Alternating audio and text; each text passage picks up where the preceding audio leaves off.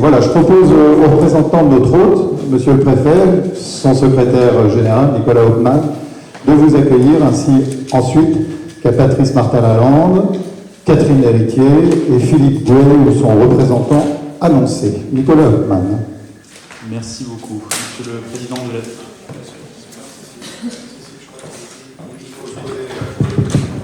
Il fonctionne, vous m'entendez? Parfait. Je vais le coller au menton. Parfait. Monsieur le Président de l'Association des anciens maires et adjoints de Loir-et-Cher, Madame la Présidente de l'Association des maires de Loir-et-Cher, Monsieur le Président qui nous rejoindra très vite, je le pense, Mesdames, Messieurs. Alors je suis vraiment ravi d'être avec vous cet après-midi pour cette première journée de la démocratie en Loir-et-Cher, cette première édition très importante pour nous. Alors c'est une chance pour moi, je représente Monsieur le Préfet. Alors comme souvent dans la vie d'un secrétaire général, c'est la contrepartie de la malchance de Monsieur le Préfet, qui lui était convoqué à Paris cet après-midi et qui était vraiment navré de ne pas pouvoir poursuivre la journée avec vous. Et donc il m'a confié cette tâche importante et ce plaisir du coup d'être avec vous cet après-midi. Alors Monsieur le Préfet avait remis les Mariannes du civisme ce matin, donc il avait quand même eu ce plaisir de pouvoir participer à un bout important de cette journée. Les Mariannes qui ont été délivrées aux maires des communes de Loir-et-Cher qui ont enregistré les meilleurs taux de participation aux élections présidentielles et législatives. Et c'est désormais un autre aspect de la réussite de notre démocratie que nous célébrons cet après-midi au travers de la présentation de ce forum, du partage d'expériences de plusieurs projets d'initiatives citoyennes particulièrement remarquables et qui doivent nous inspirer pour la poursuite de notre travail sur la démocratie. Finalement, à l'heure où les menaces se font de plus en plus nombreuses sur la démocratie, votre présence est pour nous cet après-midi le gage d'une vraie réussite, un motif de satisfaction dans les travaux que nous allons conduire. C'est aussi l'occasion finalement de se rappeler que la démocratie est un bien particulièrement précieux et qu'on a peut-être parfois tendance à oublier certaines de ses caractéristiques essentielles, et j'aimerais revenir peut-être succinctement sur trois d'entre elles. En premier lieu, la tenue de ce forum est la preuve que la démocratie est bien une matière vivante, qui se renouvelle et qui s'enrichit à mesure qu'elle se pratique. Et donc c'est bien tout l'objet de cette journée et du forum que nous partageons cet après-midi. Vous êtes tous aujourd'hui, toutes et tous, porteuses de plusieurs initiatives qui permettent de faire vivre la démocratie, de la faire grandir et aussi parfois de donner envie aux autres de la partager et de rentrer dans cette aventure collective qui ne peut que être initiée par des engagements forts des citoyens et au premier rang desquels vous êtes aujourd'hui placés. En deuxième lieu, ce temps de partage est également l'occasion de prouver que la démocratie est toujours et avant tout une question d'engagement, comme je le disais tout à l'heure. Ce n'est pas qu'une affaire de grands principes théoriques, universitaires, elle suppose aussi du temps, de l'investissement humain et matériel. Et donc c'est pour cette raison-là que je voulais aussi, encore une fois, vous remercier très sincèrement pour votre participation à cette journée. Alors que les chiffres qu'on constate malheureusement d'année en année sur l'adhésion de la population aux principes démocratiques sont toujours de plus en plus fragiles, ils peuvent susciter une inquiétude. Votre encouragement est une forme de courage que je tenais aussi à saluer avec vous cet après-midi. Et enfin, le dernier point que je voulais souligner, c'est aussi la diversité, l'extrême diversité des initiatives que vous allez partager avec nous cet après-midi, qui témoignent finalement d'un besoin de démocratie partout, en tout temps et sur tout front. Nous avons besoin de démocratie au quotidien, ça je pense que c'est plus un lieu commun de le dire, pour apprendre, débattre, exercer les libertés qui sont le socle constitutionnel de notre République. Et finalement aujourd'hui c'est ce que nous allons faire et enclencher une dynamique qui j'espère sera longue et prospère dans notre département. Donc j'espère que ce forum sera, j'en suis sûr, l'occasion d'un dialogue riche et fructueux qui vous donnera aussi l'envie de repartir pour poursuivre ces échanges plus tard, de manière formelle ou informelle. Et je me réjouis en particulier d'ouvrir cet après-midi ici à la préfecture, qui est, je le rappelle, la maison de l'État et donc la maison de tous.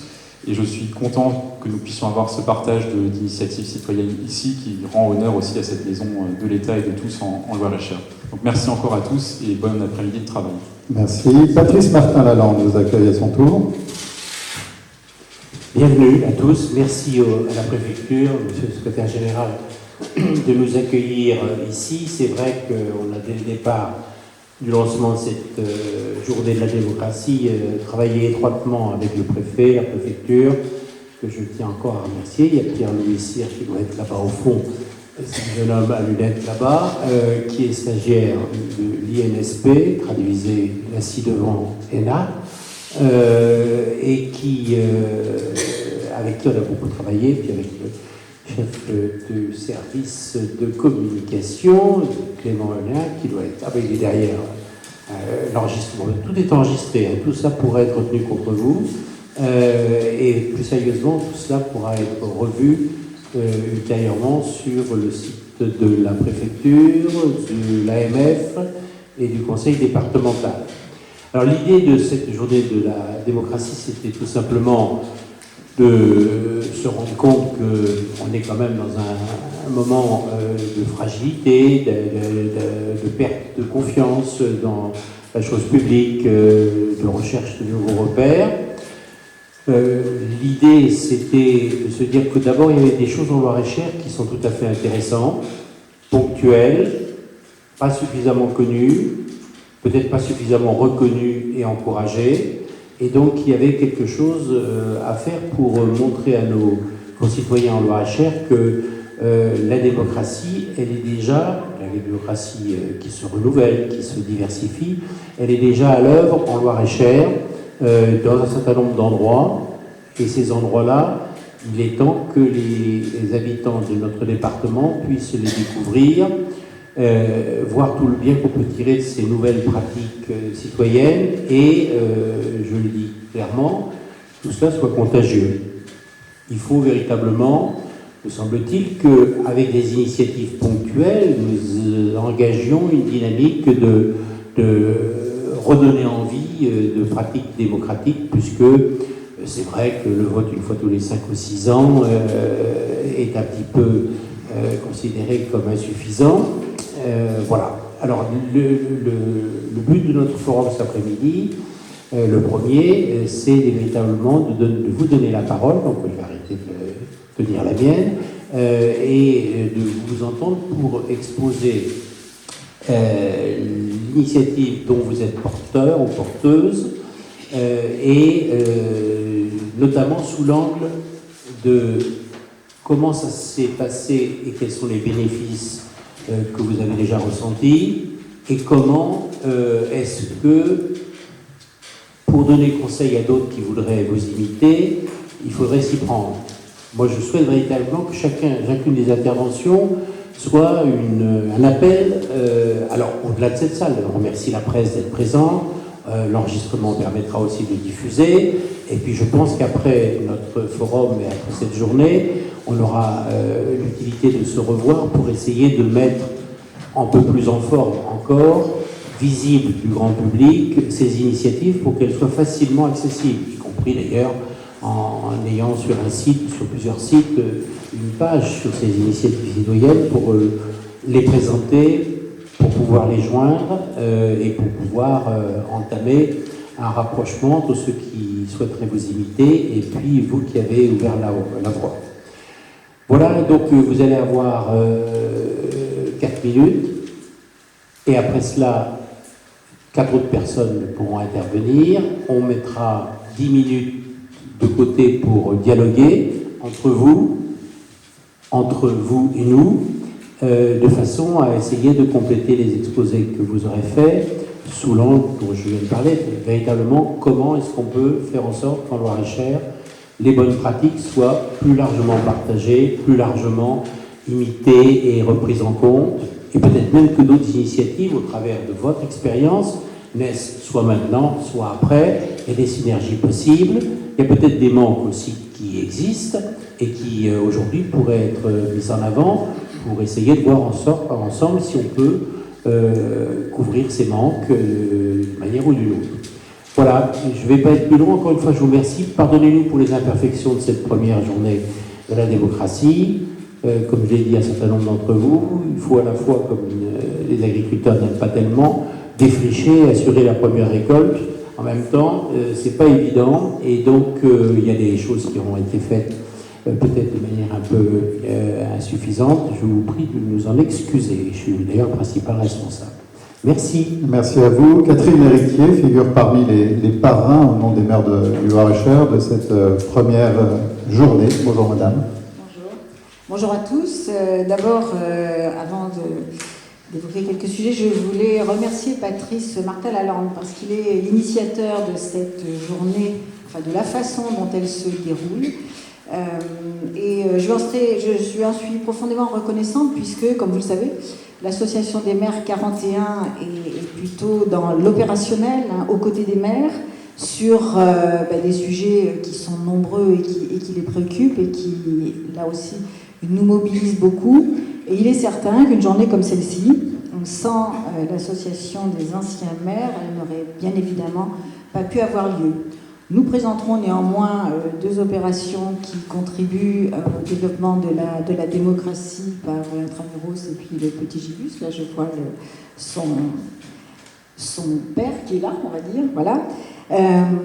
Peut-être vous redire un petit peu des choses, mais des fois c'est pas mal de se les redire, parce que la démocratie c'est un vocable, c'est une notion qui nous est familière, mais en même temps c'est pas mal aussi de rappeler que la démocratie c'est le pouvoir donné aux citoyens de s'exprimer par le suffrage universel, que c'est la liberté de pensée, de conscience et d'expression, que c'est la liberté de la presse, que c'est la possibilité pour tous les enfants de bénéficier de l'instruction et d'accéder à la culture.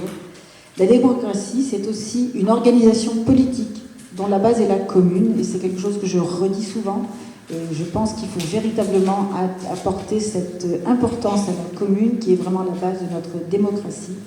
Et je suis tentée de dire parfois qu'on gagnerait grandement à s'appuyer plus souvent sur cette cellule de proximité en dehors des périodes de crise, pourrait-on dire, puisque c'est le premier recours de nos concitoyens.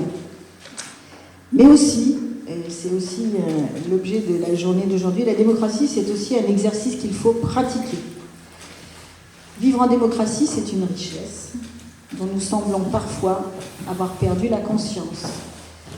Nos concitoyens délaissent le droit de vote pourtant si chèrement acquis. La liberté de pensée et d'expression se laisse entraver par l'inversion des valeurs et la tyrannie des réseaux sociaux. Pourtant, la démocratie repose sur l'idée que la liberté passe par la participation des citoyens à l'élaboration de la loi et que la condition de la liberté est l'engagement politique au sens gestion de la cité. Et je pense que cette journée va nous permettre de bien rappeler cet élément-là. On peut rappeler aussi ce que Platon faisait dire à Mélétos, c'est qu'il faut que tout le monde ait part à la vertu civile. Autrement, il n'y a pas de cité. Alors, les évolutions que nous constatons tous nous interpellent, bien évidemment, en tant qu'élus, en tant que citoyens. Elles nous interpellent et parfois elles nous inquiètent.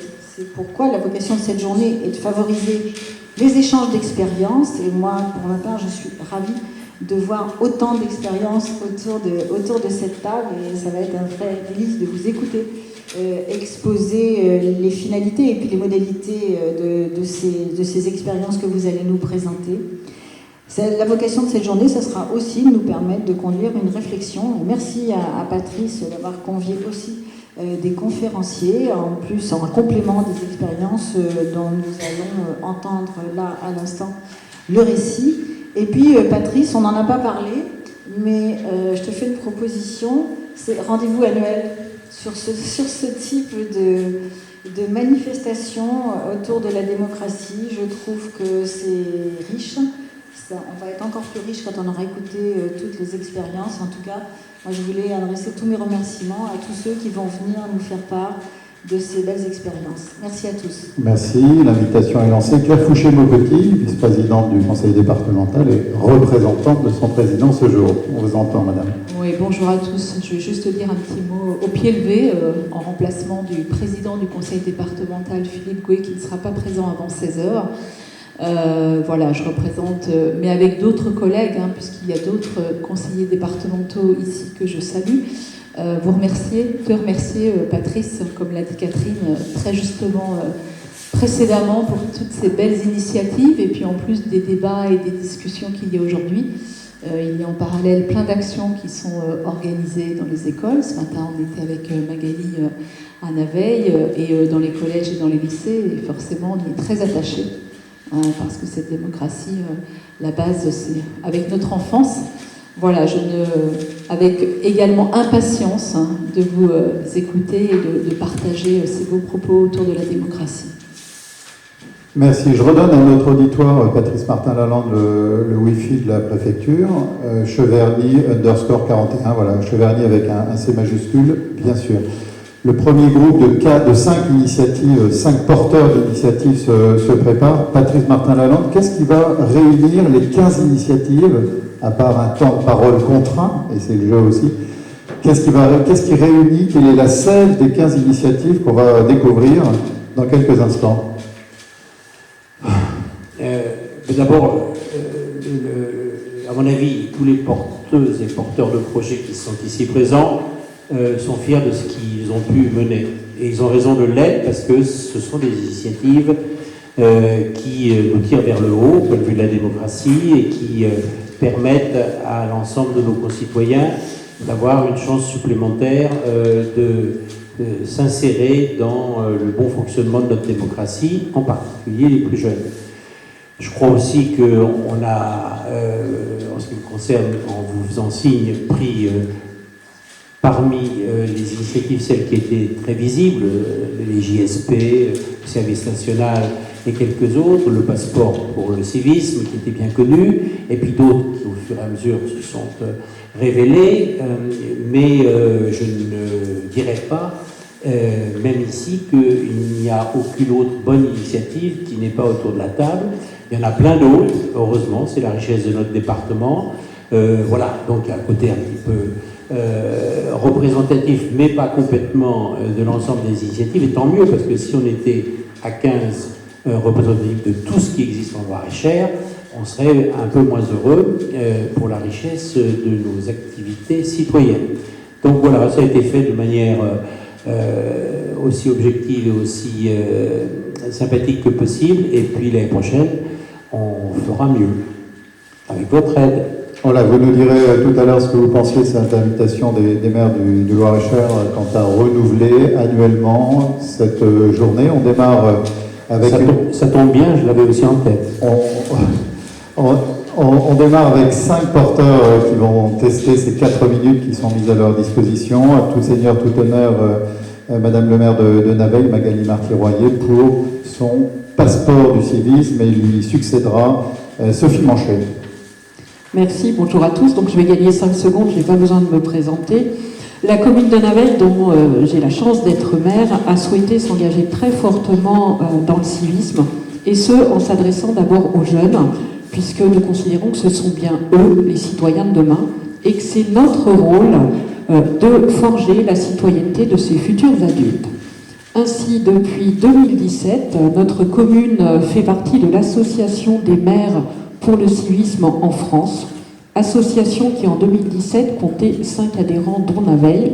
Aujourd'hui, nous en sommes à peu près à 400. S'initier au jeu de la vie démocratique pour nous et en apprendre le fonctionnement et les rouages requiert des outils aussi variés qu'adaptés aux jeunes.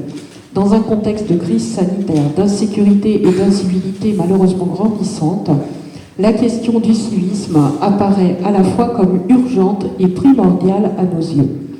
Aussi, avec l'association et l'implication des adhérents, nous avons la vocation à devenir un véritable laboratoire d'initiatives locales. Maintenant, je vais vous parler du passeport. Alors, j'en ai pas amené pour chacun parce qu'on en fait éditer pour nos élèves. Qu'est-ce que le passeport du civisme? Alors, c'est un petit livret rouge. N'y voyez pas de connotation quelconque. Un livret qui, en 2021, a obtenu la labellisation de l'éducation nationale.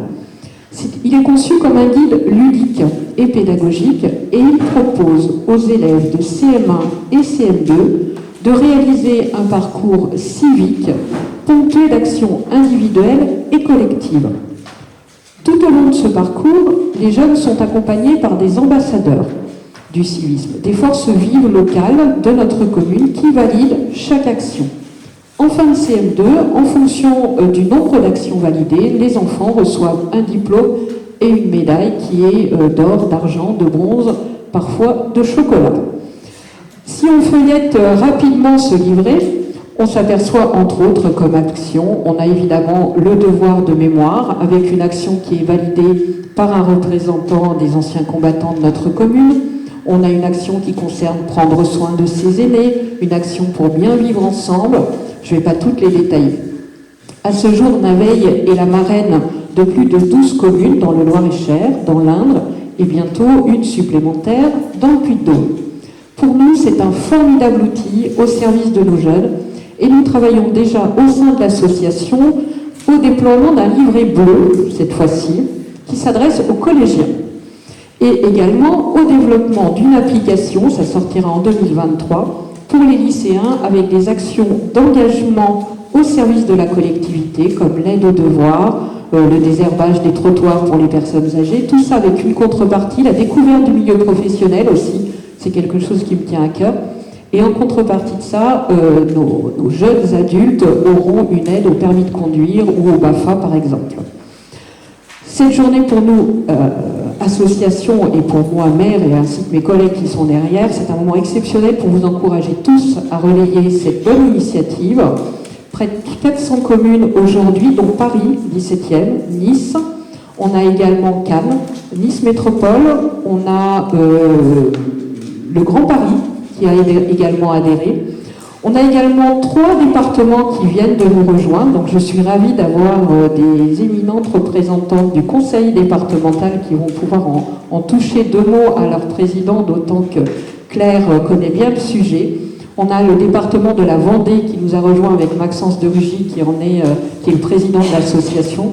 Alors aujourd'hui, j'en profite pour vous dire que Naveil serait ravie d'être la marraine de notre beau département de Loir-et-Cher et que ces livrets puissent aussi être proposés sur l'ensemble de notre beau département pour l'ensemble des jeunes. Que de messages. Peut-être de quoi a besoin Naveil aujourd'hui pour amplifier, redévelopper un peu plus cette initiative ? Elle a besoin de tout le monde, qu'on en parle. Je crois que quand on en parle entre nous, élus, à des réunions, on voit bien que les échanges portent, puisque après Naveil, on a déjà 8 communes autour de Naveil qui ont adhéré. Donc c'est un vrai travail sur le terrain, et puis un travail qui consiste aussi à proposer une suite. Parce qu'une fois que ces enfants sont sortis du CM2, qu'on a forgé ces petits citoyens de demain, on s'aperçoit qu'ils deviennent orphelins et qu'ils ont envie de quelque chose d'autre au collège, voire au lycée. On continue avec votre voisine, madame, cette découverte d'initiatives issues, d'ailleurs on le remarquera, autant du monde privé que public que associatif. Sophie Manchet, je vous présente, directrice d'une école, celle de la Ferté-Imbaud, et on va parler avec vous d'un drapeau qui a été réalisé par les élèves d'une classe que vous connaissez bien, mais qui était Gaston Percheron d'ailleurs, on se questionne, mais vous allez peut-être nous répondre. Alors bonjour à tous, donc je suis effectivement directrice de l'école de la Ferté-Imbaud, une petite école rurale de 3 classes, et je suis également la maîtresse des CM1 de cette école. Et j'ai participé l'année dernière au concours qui avait été organisé par les services de l'État et conjointement avec l'inspection académique sur le thème de Marianne. En fait, il s'agissait de représenter sous différentes formes Marianne. Donc voilà, il fallait qu'on réfléchisse autour de cette thématique. Donc ce qui m'avait intéressée, c'était d'abord justement ce lien que je pouvais faire plus facilement entre les programmes éducation nationale autour de l'éducation morale et civique et une autre matière, par exemple de l'art plastique. Et donc c'est le choix que j'ai fait. Donc ce que je vous ai donné tout à l'heure, ce que vous avez devant vous, c'est en fait la production finale réalisée par les enfants. Donc ce concours était une première, il était ouvert aux élèves du Loir-et-Cher, primaire et collège. Et ma classe a donc terminé première de ce concours. Donc j'avoue que j'étais très fière de mes élèves. Et c'est grâce à eux que je suis là aujourd'hui d'ailleurs. Donc voilà. Donc ce concours était ouvert du 2 mars au 3 juin. Et il pouvait prendre différentes formes. Donc à travers ce concours, en fait, on pouvait travailler sur le parcours citoyen et la pratique artistique et culturelle. Évidemment, c'était un projet motivant qui donnait une vision positive de la République, qui permettait d'acquérir et de partager les valeurs de la République et comme je vous l'ai dit, de mettre en situation l'enseignement moral et civique. Parce que oui, c'est vrai, dire voilà, le drapeau il est bleu, blanc, rouge et quelle est la devise, etc., c'est bien, mais là du coup c'était l'occasion de le vivre autrement. Donc j'ai commencé par présenter le projet aux élèves en disant voilà, c'est un concours. Donc évidemment, c'est qu'est-ce qu'on gagne, parce que c'est le principe d'un concours. C'était écoutez, je ne sais pas, c'est pas grave, on est parti quand même. On a présenté, voilà, donc ça a été l'occasion de dire qui est Marianne, où est-ce qu'on la voit, pourquoi, et puis ensuite on a discuté sur comment on pourrait représenter tout ça de façon un petit peu harmonieuse et jolie. Du coup, on s'est approprié les symboles, on a discuté. Donc évidemment, le premier symbole, c'était le drapeau, bleu, blanc, rouge. Marianne qui, bien sûr, devait apparaître. Et puis ensuite, on a réparti les tâches dans la classe. Alors, on a commencé... Donc, il y avait donc le grand drapeau bleu, blanc, rouge. Ça a été réalisé par 3 élèves. Autour du drapeau, vous pouvez voir, il y a la devise liberté, égalité, fraternité, qui a été faite. Alors évidemment, ça m'a aussi servi de base pour travailler plein d'autres choses, entre autres sur le modèle du pointillisme. Donc on a vu ce que c'était que du pointillisme. Et puis donc Marianne, le symbole Marianne, et à l'intérieur, ce que vous ne voyez pas, vous voyez qu'il y a des choses écrites. Alors ces choses, elles sont écrites évidemment en bleu et rouge sur fond blanc. Et en fait, ce qui a été écrit, ce sont des poèmes, des morceaux de poèmes, l'un sur la liberté, l'autre sur l'égalité, et enfin sur la fraternité, avec le plus connu des poèmes, celui de Paul Éluard. Et tout ça, en fait, c'était dans le but de travailler sur les calligrammes. Voilà. Quoi vous dire d'autre? À part que je pense que les enfants connaissent très bien la devise. Ça leur parle beaucoup. Marianne, ils savent. Ils se sont énormément investis. On a passé à peu près, donc avec une classe de 21 élèves, on a passé à peu près une vingtaine d'heures à la réalisation de cette production. Ils ont été très heureux de terminer premier ex-aequo. Et ils ont été très heureux d'avoir leur cadeau remis par Madame la sous-préfète et Madame la directrice académique. Et ce qui leur a beaucoup plu dans le cadeau reçu, c'était la petite règle, parce que dessus, il y avait Marianne, qui était représentée de toutes les couleurs, à la façon un petit peu d'Andy Warhol. Et ça, du coup, voilà, le fait de terminer premier, ils ont été très, très fiers. Et comme quoi, oui, on est une petite école, une petite classe, mais il n'empêche qu'on peut, voilà, faire des choses très jolies. Qu'est-ce qui, selon vous, comme idée, est passé auprès de cette classe? Je pense que Marianne, qui sait pourquoi, voilà. Et puis voilà, on a du coup allié à la fois les symboles, les valeurs, et aussi les notions en art plastique, le pointillisme, etc. Donc en fait, on a lié les deux. Merci, on va aller vers cette 3e sur 5.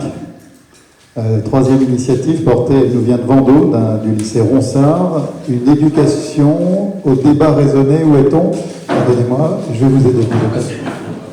Voilà, le bâton de parole qui circule, excusez-moi, je vous voyais plus près.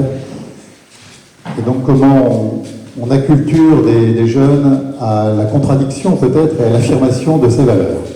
Absolument. Donc bonjour à tous, mesdames Bouillot et Oudebert, professeur d'anglais au lycée Ronsard de Vendôme. Notre établissement a été sollicité pour présenter le club débat que nous animons alors en équipe, on est plus que 2, depuis maintenant de nombreuses années. C'est en fait un événement organisé dans l'Académie d'Orléans-Tours et dans d'autres académies également, et qui se nomme les rencontres de débats citoyens en langue vivante.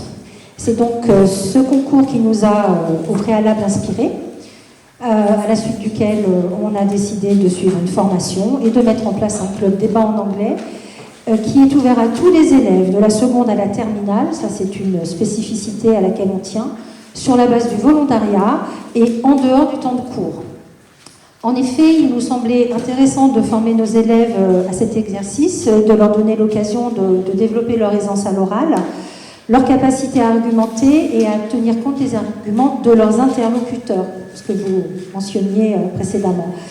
Alors, il s'agit plus précisément de les amener à débattre autour d'une question de société et ou en lien, selon les semaines, avec l'actualité très récente, comme par exemple l'âge légal du droit de vote, l'activisme en ligne, l'environnement, l'art, les liens entre sport et politique ou encore la liberté d'expression. Pour illustrer cette grande thématique, on peut vous proposer quelques-uns des sujets que l'on a abordés l'année dernière. L'âge légal du droit de vote devrait être abaissé à 16 ans. Les œuvres d'art devraient être restituées à leur pays d'origine. L'argent dépensé par les milliardaires dans le tourisme spatial devrait être investi pour sauver la planète. Donc voici quelques-uns des sujets proposés l'année passée. Vous remarquerez que nos sujets sont des affirmations et non pas des questions. L'intérêt étant de susciter un positionnement immédiat, positionnement qu'ils ne devront pas nécessairement adopter lors du débat, puisqu'en effet, on divise notre groupe en deux et on tire au sort quelle équipe va défendre la thèse du sujet et quelle équipe devra au contraire s'y opposer. Suit ensuite une phase de préparation. Ils ont une petite dizaine de minutes pour préparer leurs arguments au sein de leur équipe et le débat en anglais commence. Alors évidemment, il y a un intérêt linguistique, mais pas seulement. On leur demande d'être capables de se répartir la parole équitablement, de s'entraider, de chercher à justifier leurs arguments, de les illustrer à l'aide d'exemples, d'écouter très attentivement les arguments de tous et enfin d'être capable d'admettre les arguments du camp adverse lorsque ça s'y prête. Alors le cadre peut paraître extrêmement formel, mais c'est grâce à la récurrence de l'exercice que ce cadre leur permet d'acquérir des attitudes citoyennes, à savoir apprendre à faire des concessions, adopter la position de celui dont on a le sentiment de ne pas partager l'opinion, et surtout construire une réflexion collective et nuancée sur le monde qui les entoure. Alors l'originalité de ce club, c'est qu'il permet à nos élèves également de sortir des exigences de la classe et du format scolaire habituel. On n'a pas l'enjeu chiffré de la note, ça on trouve que ça fait une énorme différence, ni les clivages liés à l'âge ou au niveau qu'on peut ressentir parfois. On s'interdit de prendre la parole en classe quand on a l'impression qu'on risque de se tromper, qu'on est moins bon que les autres. Donc tous ces blocages disparaissent, tous ces complexes disparaissent et nous avons pu observer une libération de la parole qui participe à leur formation de citoyens. Alors nous, on est convaincus évidemment que les questions liées à la citoyenneté nous touchent tous et qu'il est essentiel que nos jeunes apprennent à s'en emparer de la manière la plus constructive et la plus respectueuse possible. Et c'est en tout cas l'objectif que s'est fixé ce club, objectif qui a d'ailleurs pleinement fait pleinement partie de notre mission d'enseignant, et on ajoutera que c'est un moment qui nous paraît extrêmement précieux dans ce monde de l'immédiateté où tout le monde y va, de son petit grain de sel sur les réseaux sociaux, en ce qui concerne tout un tas de sujets. Merci. Sans s'écouter, absolument. Merci. Est-ce que le fait que ce soit en anglais radicalise les postures ou au contraire atténue les convictions? Pas du tout, c'est pas une question de niveau.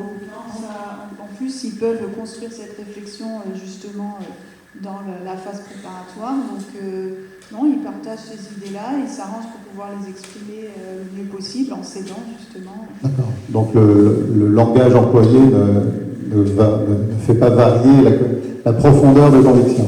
Absolument. La notion d'entraide fait que lorsqu'il manque un mot à l'un ou à l'autre, il se le donne. Quand un n'est pas capable de développer suffisamment l'idée, un autre peut rebondir pour l'aider à terminer son idée. Et ça, c'est quelque chose, c'est une chose à laquelle on est très attaché aussi. C'est aussi pour ça qu'on leur présente le projet en leur disant qu'ils ne sont pas juste tout seuls à défendre une idée qui doit être la leur, etc. Et que c'est construit collectivement et qu'ils ne soient pas bloqués par leur niveau de langue. On leur dit bien que c'est ouvert à tout le monde, peu importe leur niveau. Après, dans la réalité, c'est vrai que des élèves qui vont avoir envie de venir faire plus d'anglais, c'est quand même souvent des élèves qui sont plutôt à l'aise. Il faut être honnête aussi.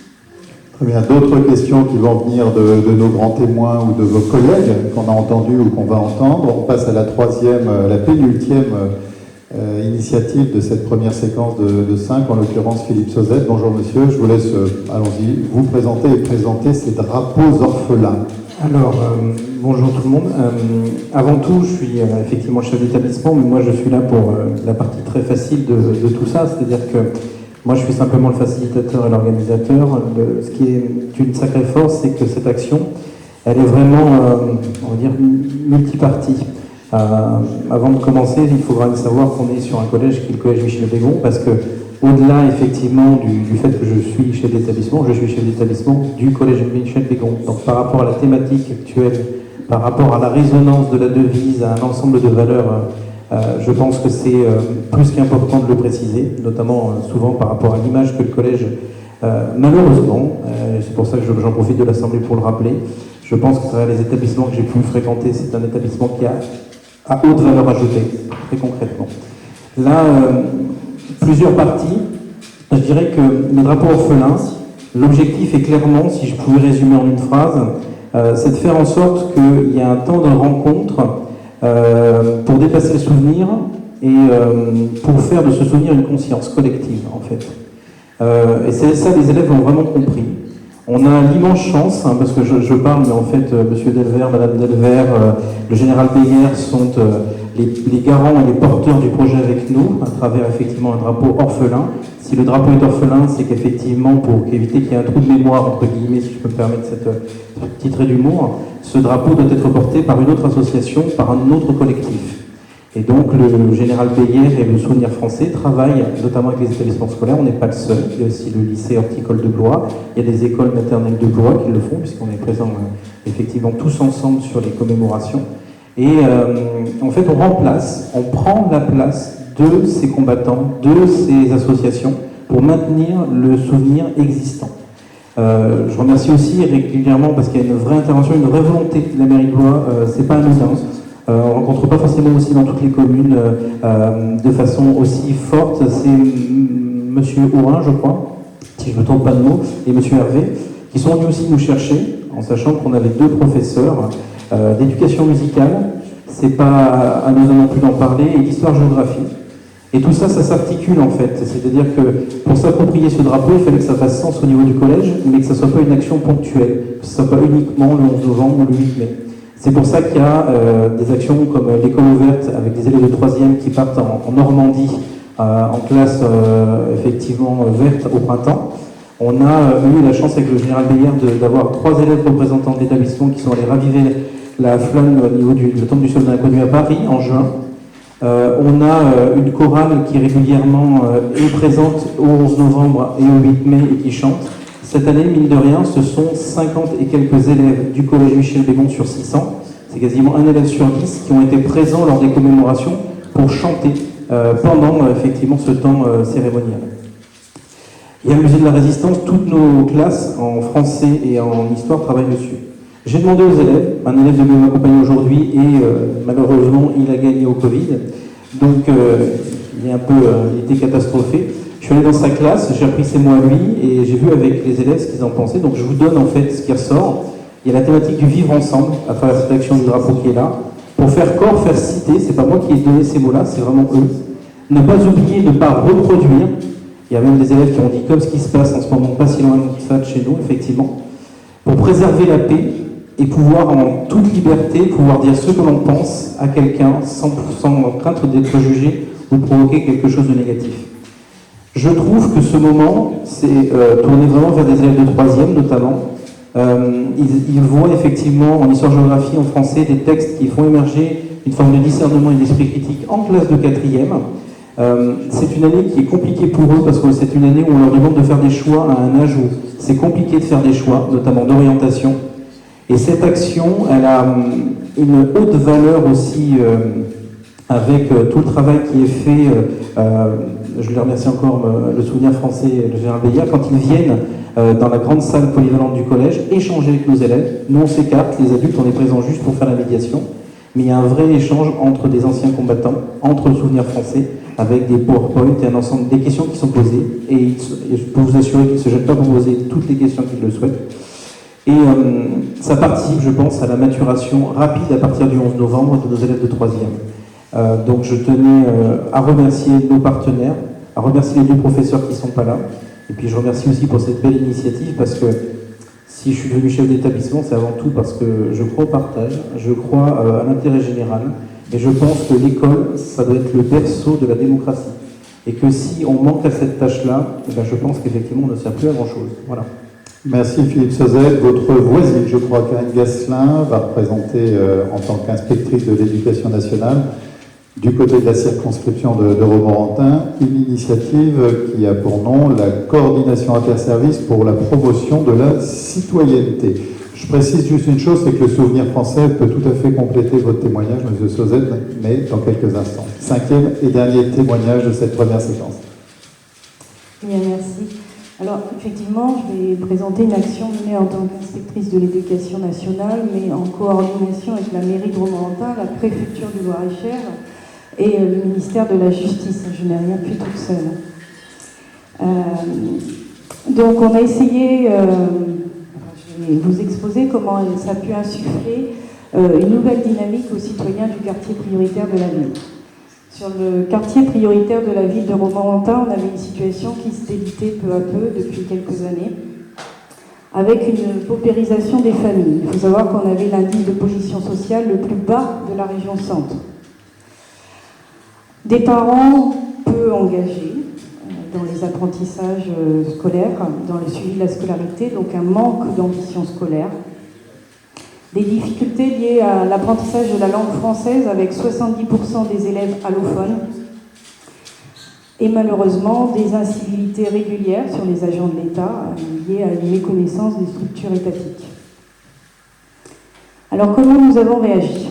Alors tout a commencé en réfléchissant sur la réorganisation de la sectorisation de la ville de Romorantin, où on s'est aperçu que sur nos établissements de l'éducation prioritaire, nous avions un gros déséquilibre entre nos établissements, avec un établissement qui avait un indice de position sociale à 65, tandis que l'autre était à 94. Donc un écart très conséquent, d'où l'idée de créer un réseau d'écoles. Alors réseau d'écoles que vous connaissez peut-être mieux dans notre petite commune sous le nom de RPI. Sauf que là, c'était au sein même de la ville de Romorantin. Alors sur ce réseau, il a fallu aussi l'appuyer d'un projet fort, d'un projet pédagogique avec des actions fortes, des actions citoyennes pour transmettre les valeurs de la République. Du côté des parents, nous avons mis en place un accompagnement pour les démarches administratives avec nos adultes relais présents dans les écoles. Nous avons ouvert l'école aux parents par des actions en classe, comme Jouons à l'école. Mais nous avons aussi accueilli les parents sur temps scolaire pour des activités sportives avec la Ligue de l'enseignement.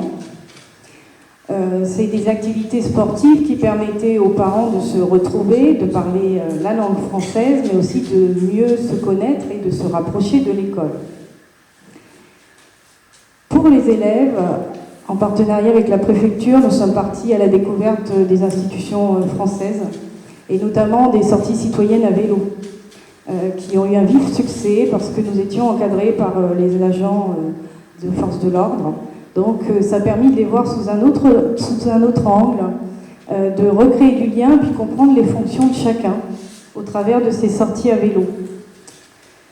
Et enfin, pour les parents et les enfants, nous avons mis en place une forme d'étude du soir.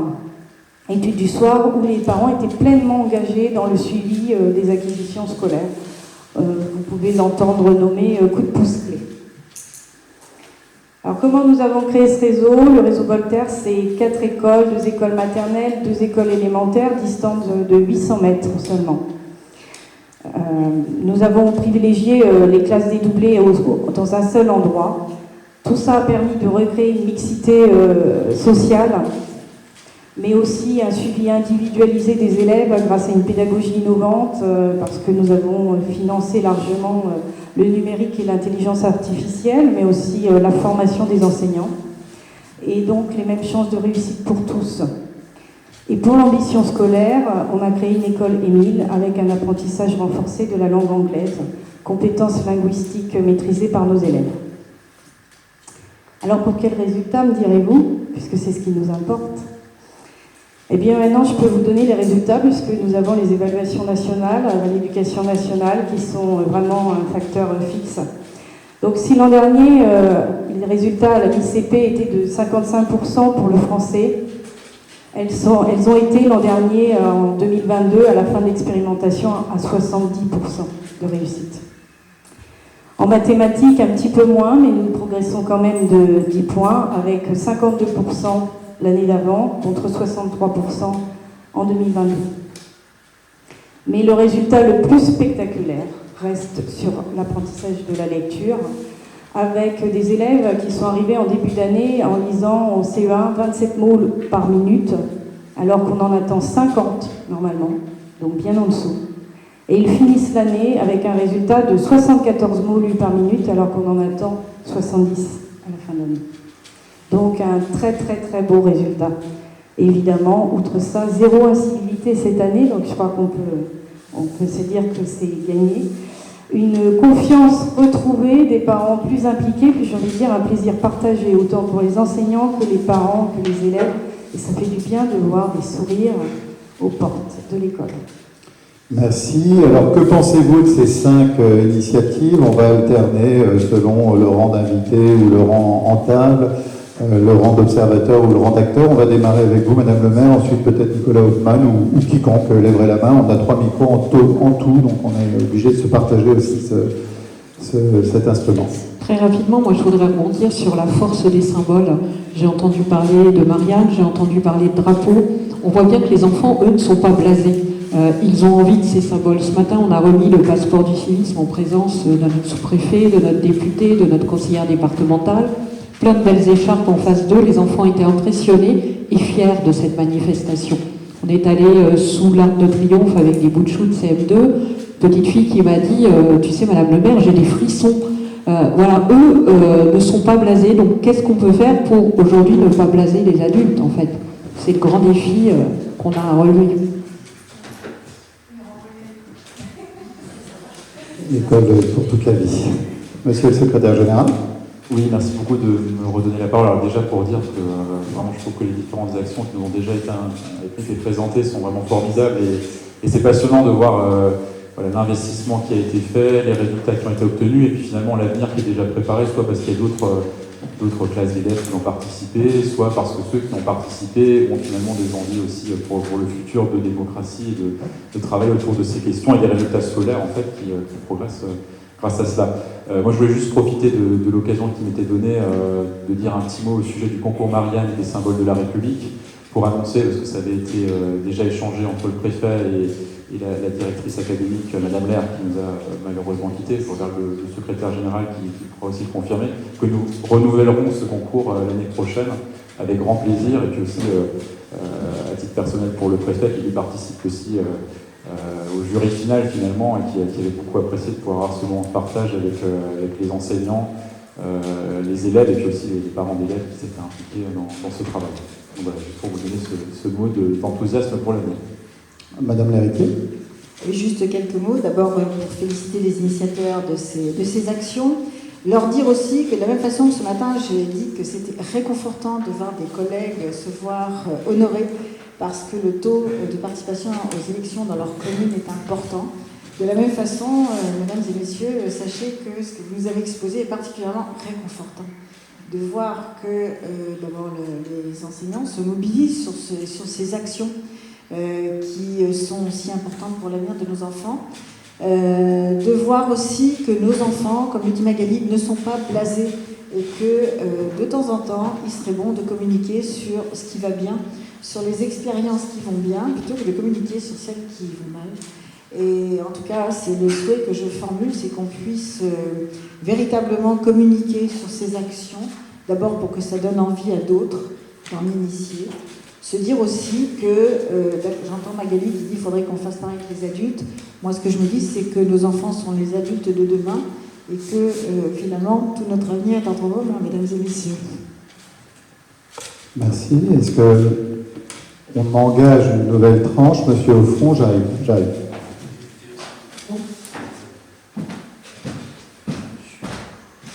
Je vous remercie. Je vais rebondir concernant donc, le projet Drapeaux orphelins. Je vais m'adresser à vous en présence du délégué général adjoint donc, du Souvenir français sur le département.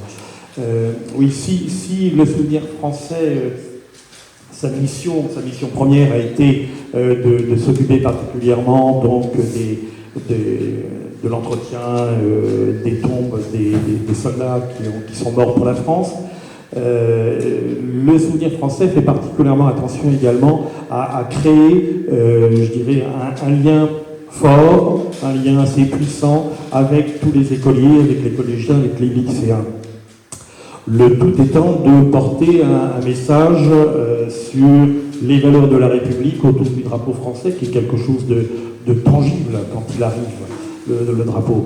Donc de porter un message sur les valeurs républicaines, mais évidemment sur le savoir-être, sur le savoir-vivre ensemble et sur les valeurs de la démocratie. Ce qui fait que très naturellement, la notion de drapeau orphelin est apparue. Et cette mission est maintenant bien implantée partout en France.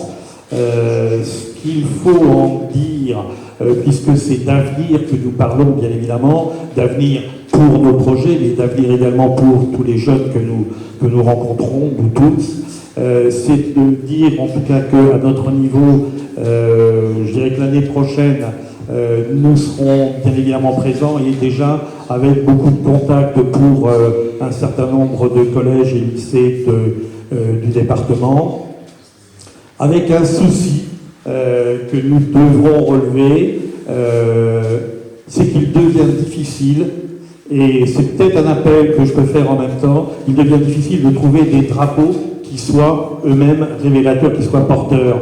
Lire des drapeaux qui représentent véritablement ou des corps d'armée ou des associations d'anciens militaires, soldats, combattants, etc.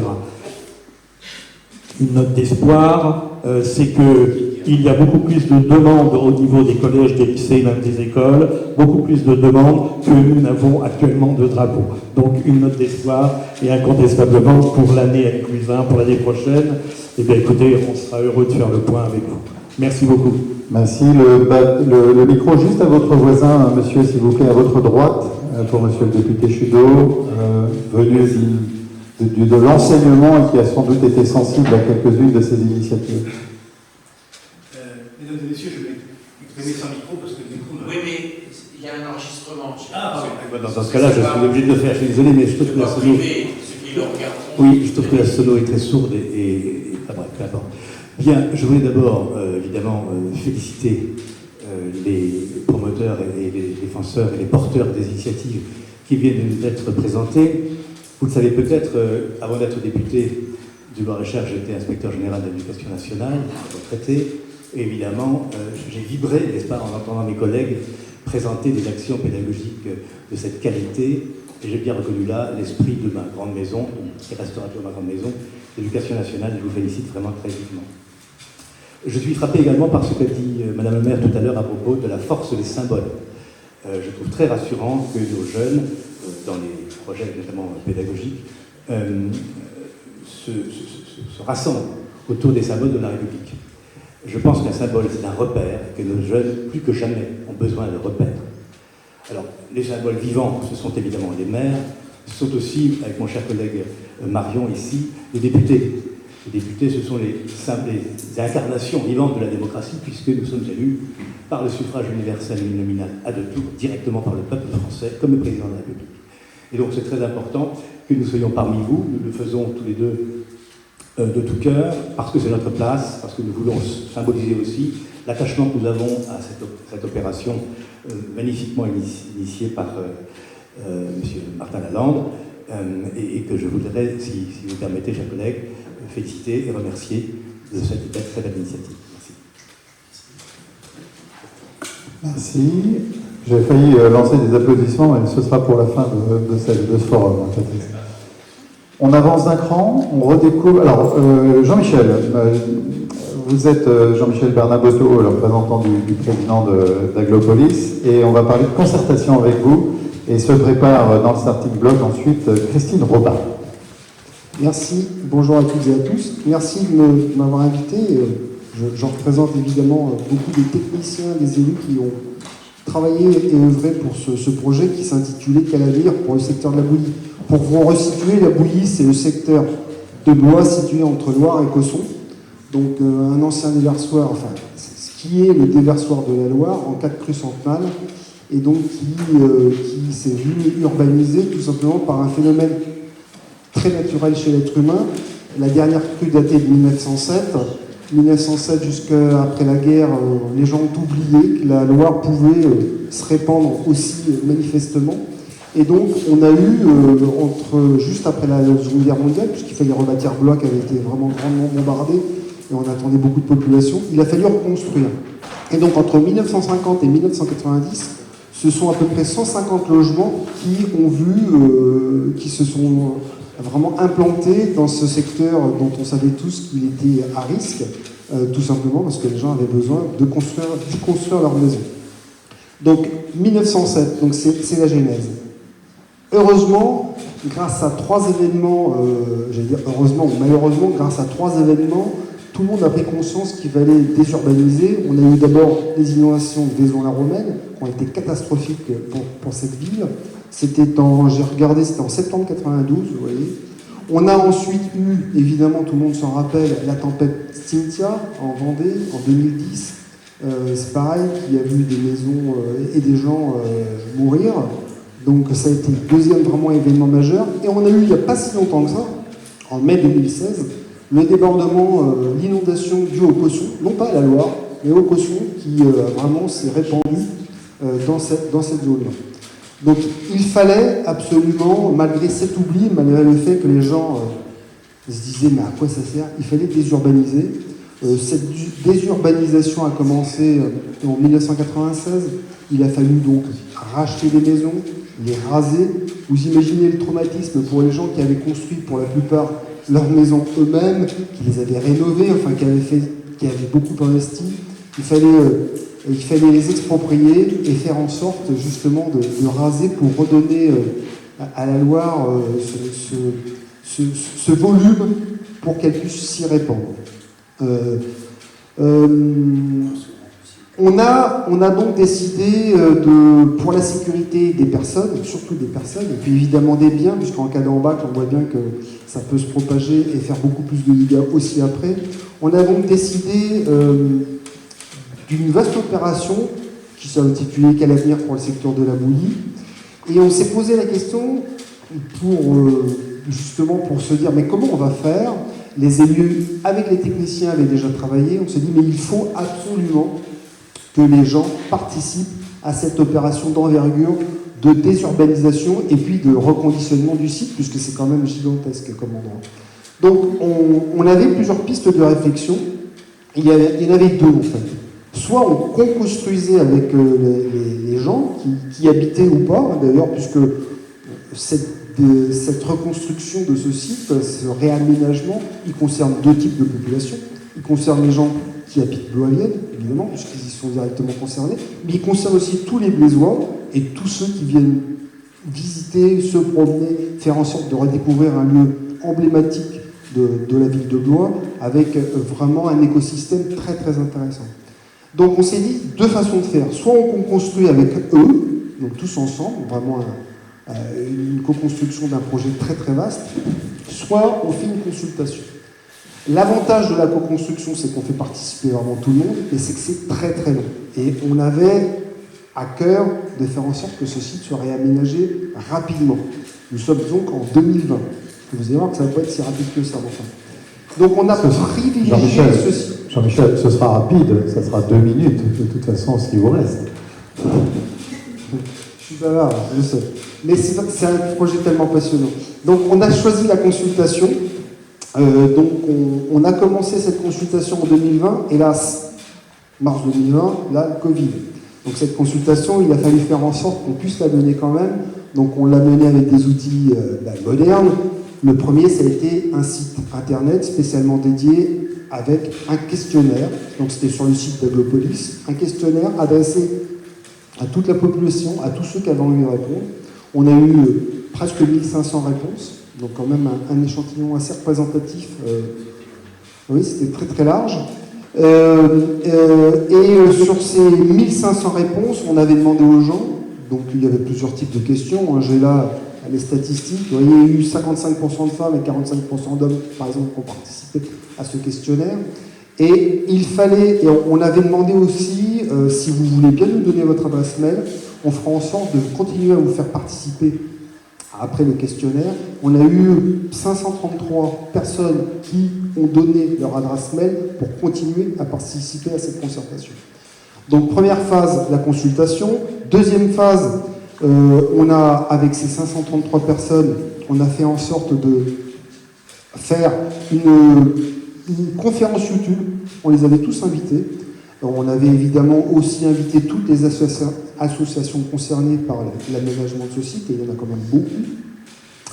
Et on a fait une conférence YouTube, on était toujours en période Covid, en plus c'était la 2e vague, donc pour le coup on s'était dit on va y échapper, eh bien non, on est retombé dedans. Conférence YouTube avec un chat, de façon à ce que les gens puissent intervenir. On avait déjà ébauché sur le projet d'aménagement. 200 participants à cette conférence YouTube.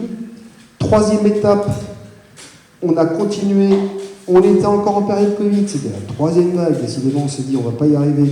On a constitué cette fois-ci des ateliers autour de 5 thématiques, de façon à être un peu plus spécifique, et à chaque fois affiner de plus en plus ce qui c'était les productions qui avaient découlé de la consultation et de la vidéo. Donc c'était se déplacer, vivre à proximité, pratiquer du sport et des loisirs, exploiter la terre et se promener et découvrir la nature. Et la 4e, ça c'était, on était en mai-juin 2021. Et la 4e étape, ça a été la restitution aux habitants. Elle s'est faite le 1er juillet 2022 sous une forme de conférence finale. Globalement, ce qu'on a vu émerger, c'est que finalement, on se rejoignait vraiment tous sur un même projet. Donc ça, c'était vraiment réconfortant.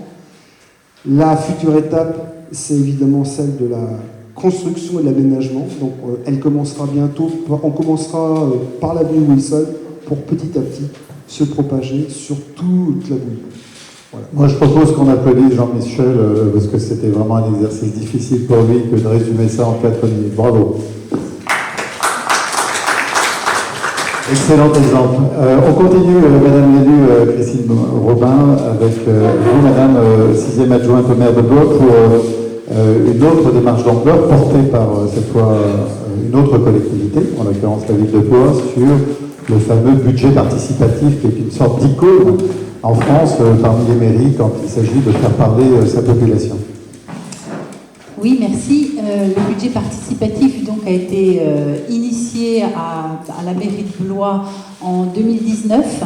J'en étais pas à l'origine, mais le maire de Blois et les conseillers de quartier des instances consultatives souhaitaient avoir un budget propre, un budget en investissement, et la solution trouvée a été de proposer la mise en place donc, d'un budget participatif. Donc budget participatif en 2019 de 125 000 € sur le budget d'investissement de la commune. C'est une fraction qui peut paraître petite, mais qui en fait était déjà assez conséquente à l'époque. C'était la mise à disposition des citoyens de la possibilité d'agir pour leur cadre de vie en proposant des projets, alors pour leur quartier, pour leur ville, parce que ce sont eux qui habitent la ville, enfin nous aussi bien sûr, mais tout le monde habite la ville, mais les personnes qui habitent le quartier sont peut-être plus à même de repérer ce dont ils pourraient avoir besoin dans leur quartier, à condition bien sûr que ça rentre dans les compétences de la ville, c'est-à-dire l'amélioration du cadre de vie, l'environnement, culture et patrimoine, éducation, prévention, propreté, etc. Voilà. Et c'est un des dispositifs marquants de la démocratie active sur la ville. Il y en a d'autres, mais celui-là est important. Alors, je tiens à préciser que ce budget participatif ne pourrait pas vivre s'il n'y avait pas la participation très très forte des services, de tous les services de la ville, parce que s'ils n'étaient pas impliqués, ça ne pourrait pas se faire. C'est-à-dire qu'un citoyen ou un groupe de citoyens peut avoir une idée, si les services ne sont pas là derrière pour les aider à le construire et les aider à le réaliser, il y a peu de chances pour que ça puisse se faire.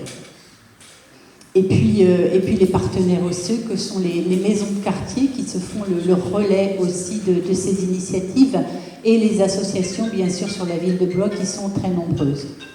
Donc je disais, il a été créé en 2019. En 2020, vu le succès qu'il a... Le succès qu'il a eu en 2019, en 2020, la mairie a décidé de doubler ce budget d'investissement qui est passé à 250 000 €.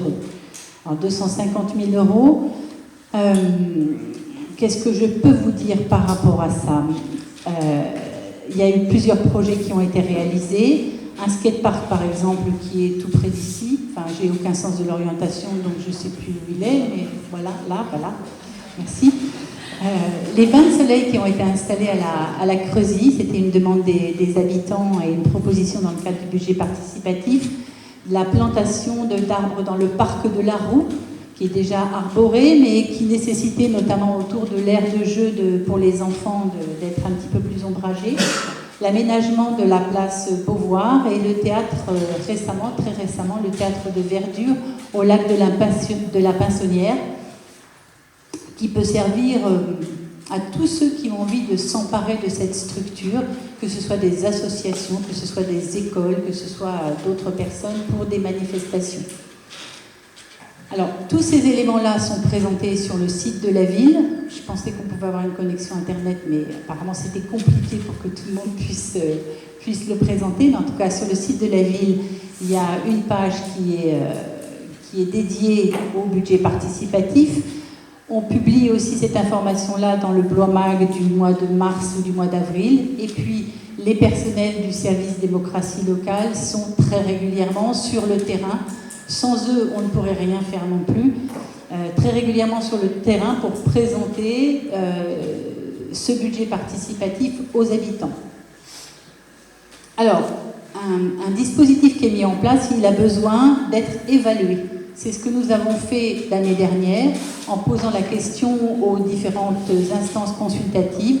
On leur a dit, voilà, le budget participatif, il vit comme ça. Est-ce que vous voyez des améliorations à y apporter? Et effectivement, ils ont apporté des modifications au règlement de ce budget participatif.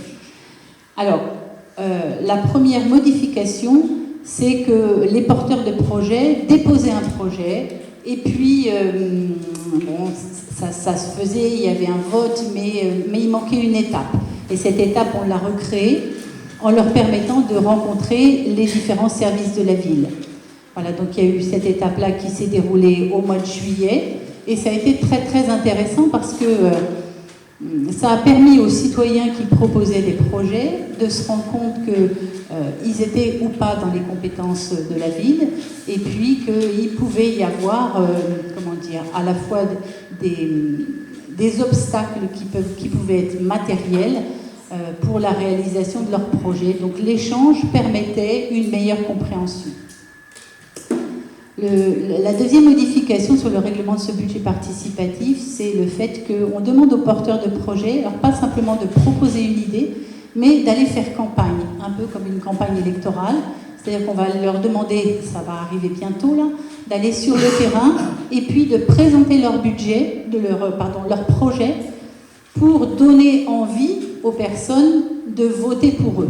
Et ça, c'est le troisième changement, c'est-à-dire que jusque-là, ce n'était que les conseillers des instances participatives, consultatives, qui votaient pour les projets de budget participatif. Demain, c'est-à-dire aujourd'hui, bientôt, ce seront tous les habitants de Blois à partir de 15 ans. Ce vote pourra se faire physiquement dans des bureaux de vote qui seront dans chaque quartier, et ça pourra se faire aussi numériquement. Merci. Est-ce que je peux vous proposer la... Je conclue alors. Je voulais conclure par une pépite et un caillou. La pépite, c'est que, effectivement, ça permet aux gens de s'investir un peu plus dans les compétences de la ville et puis de voir un peu ce que peut être le travail des agents dans une ville. Le caillou, pour moi en tout cas, c'est que on a affaire souvent à ce qu'on appelle TLM, toujours les mêmes, c'est-à-dire que ce sont déjà souvent des gens qui sont investis dans des associations, qui ont déjà connaissance de ce qui se fait, qui vont venir proposer des idées.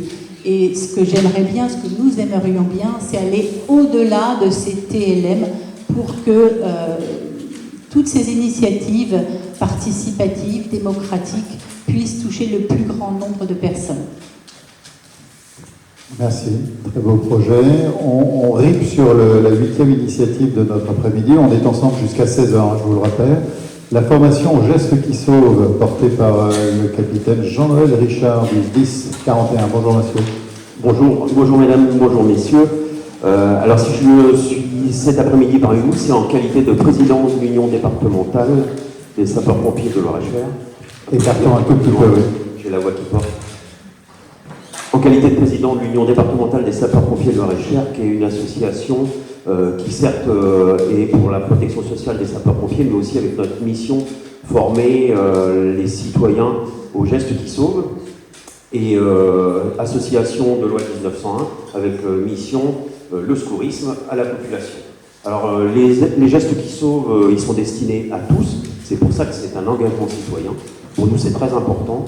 Les événements tragiques qui ont endeuillé la France en 2015 ont accéléré ce type de formation. Et il faut absolument que la population se sente concernée avec un objectif qui avait été fixé à l'époque, un objectif présidentiel de 80% de la population en 2022. Alors, il faut sensibiliser le public au premier secours, il faut diffuser le plus grand nombre de connaissances de ces gestes. C'est des gestes simples, hein, je vais vous expliquer. Et c'est préserver l'intégrité physique d'une victime en attendant l'arrivée des secours organisés qui pourront prendre en charge cette victime. Les gestes qui sont appris, c'est rendre cette formation accessible à tous. Et ce n'est pas une formation importante comme on peut l'entendre au premier secours civique, où c'est 7 heures de présentiel. C'est vraiment un temps de la journée, du soir, c'est 2 heures en fait, où on vous apprend l'essentiel. Bien sûr, après cette formation gestes qui sauvent, on incitera les gens à poursuivre et à continuer dans la formation secouriste. Les lieux pour organiser ces formations, ça peut être au sein des entreprises, au sein des associations, au sein de nos centres de secours, au sein de vos mairies, de vos écoles. Les intervenants, c'est des adhérents de l'Union des sapeurs-pompiers, c'est des sapeurs-pompiers. Et à la fin, on attribue une attestation de sensibilisation aux gestes qui sauvent. Cette formation s'adresse à un public à partir de 10 ans. Et là, je m'adresse à l'Éducation nationale. Faites entrer les gestes qui sauvent à l'école. C'est là qu'on apprend ces gestes et qu'on aura un public attentif, des futurs citoyens. Alors, quels sont les thèmes qui sont abordés au sein de cette formation? Nous avons la protection, et c'est là que l'action citoyenne rentre en jeu, pour éviter le suraccident, pour protéger la victime, pour se protéger. On apprend à faire de la protection, on apprend à alerter, à acheminer les bons secours sur un accident ou à diriger les secours sur un accident, et aussi ne pas engager les secours pour n'importe quoi, parce qu'à partir du moment où on maîtrise le sujet, eh ben, on ne fera peut-être pas appel au secours. On va apprendre à gérer une victime qui parle et qui se plaint. On va réaliser l'arrêt d'une hémorragie. On va mettre la victime en position d'attente sur des plaies graves. On va savoir faire sur une personne qui ne respire plus ou qui respire difficilement. Et on va savoir traiter une personne qui a perdu connaissance. Alors pour quelques chiffres, pour l'année 2021, l'Union départementale, c'est 16 sessions, 158 personnes formées. En 2022, nous sommes à 280 personnes formées. Nous continuons notre mission de formation. Nous sommes à votre disposition pour toutes ces formations. Merci.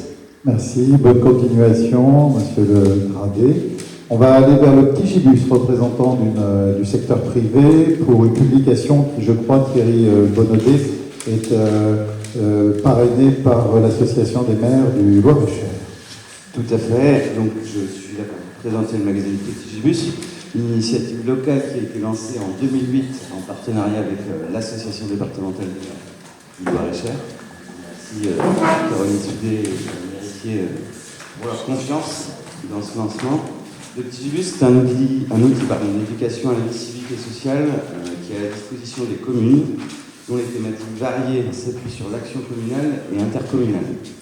C'est un magazine qui est pédagogique, citoyen, et qui est distribué dans les écoles par les maires aux enfants des classes de CM1, CM2 principalement, et de plus en plus dans les conseils municipaux de jeunes, conseils municipaux d'enfants. C'est une publication dont l'approche rédactionnelle et graphique est vraiment appréciée au niveau des enfants, des parents et des enseignants. On y retrouve des dessins explicatifs, des textes courts, des petits jeux énigmes, des astuces et des informations insolites. Et dans le petit Gibus, on va retrouver surtout une création originale qui est le personnage, un jeune citoyen de 10 ans qui aime partir à l'aventure, découvrir le monde. Il est toujours accompagné de son fidèle chien d'hypnose qui le suit tout au long de ses expériences. Et cela permet aux enfants de s'identifier, mais aussi de s'interroger, et ça a pour objectif de leur faire connaître notre histoire, nos règles de vie et surtout comment vivre ensemble dans le respect des autres et des choses qui nous entourent. De nombreuses thématiques qui ont été abordées jusqu'à ce jour, comme l'environnement, la démocratie, dont une publication sortira au mois de février qui sera consacrée vraiment à cette thématique, c'est quoi la démocratie. On a pu aborder la violence et le harcèlement à l'école, la santé, le sport, la sécurité routière, l'environnement, j'en passe. Et ce magazine vraiment invite les enfants à se forger leur propre opinion et à développer un comportement responsable dans leur rôle citoyen.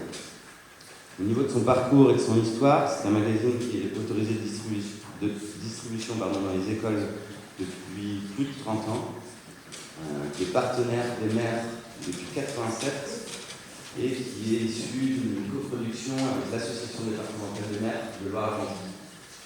Aujourd'hui, on est présent dans 65 départements sur le territoire national et on est sur une publication où 50 000 à peu près jeunes reçoivent cette publication de manière trimestrielle.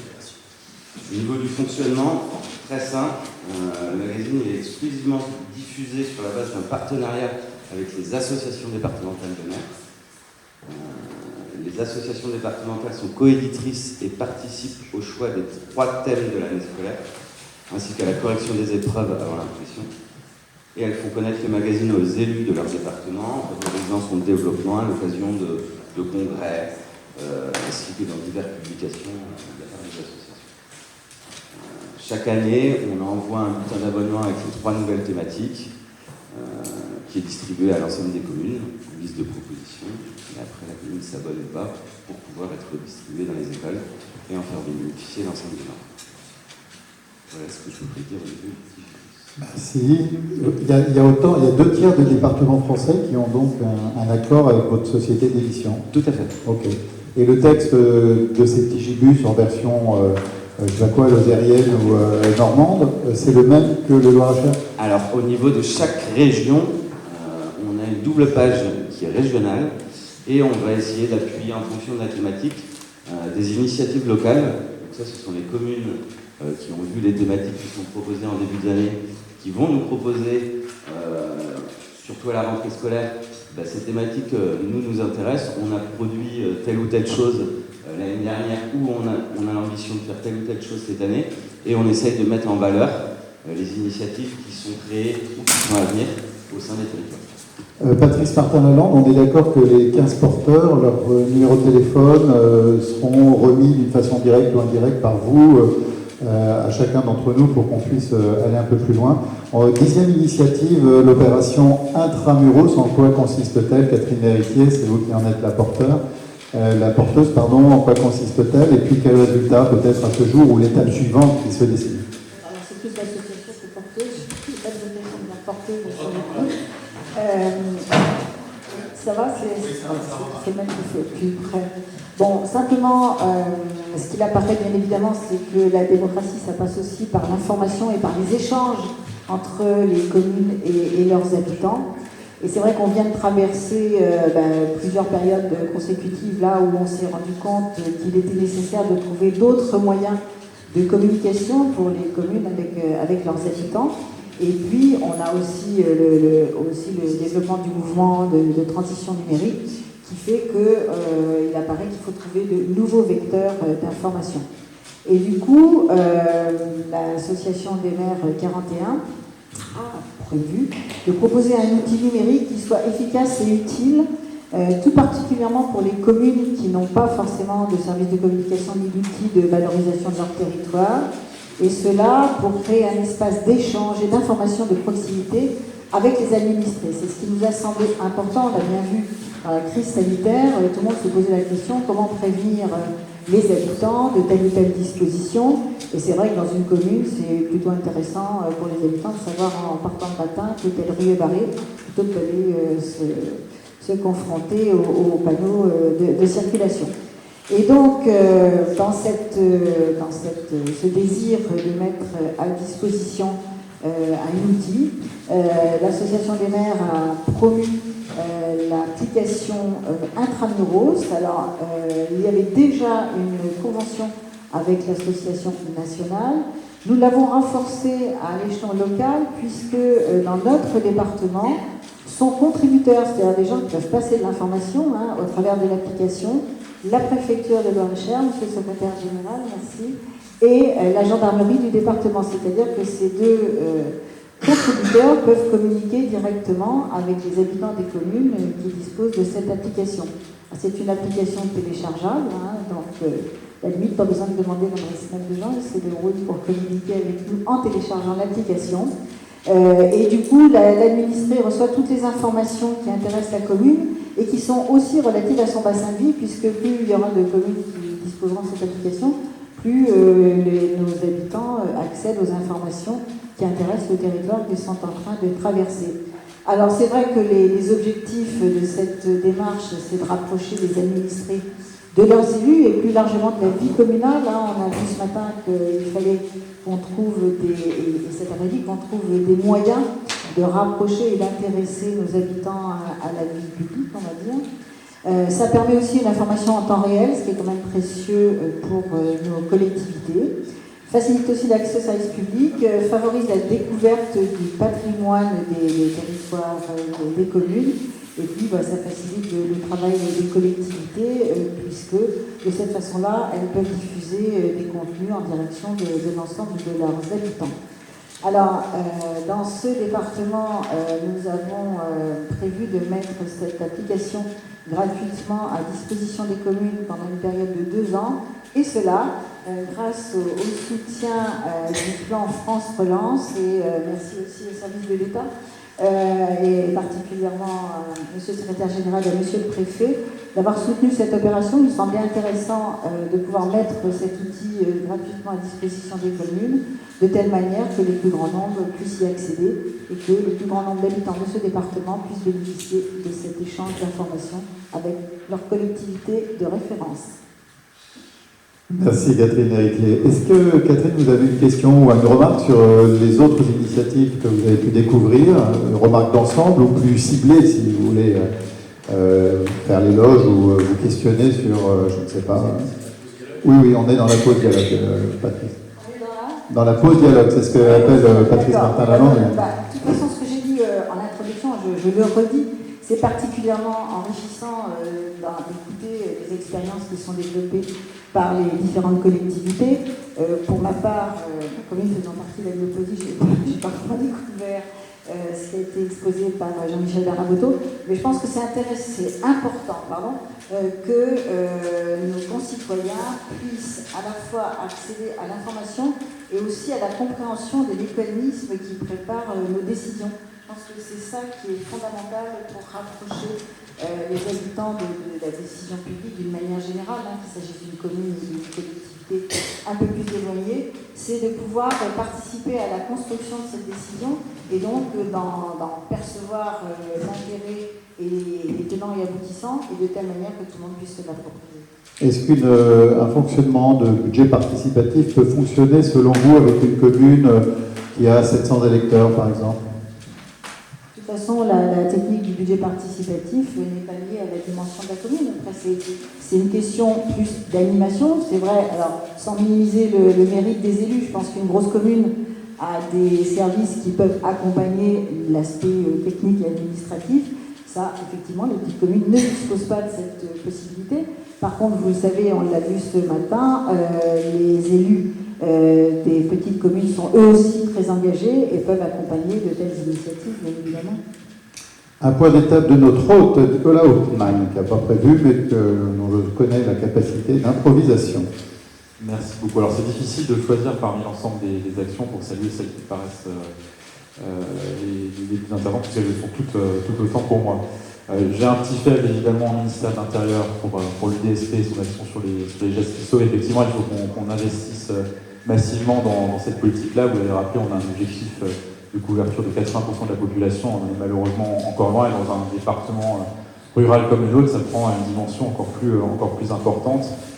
Le ministère de l'Intérieur, gestion des risques, aménagement urbain, le travail qui a été fait sur la bouillie, en partenariat aussi avec l'État, a été assez formidable de ce point de vue-là.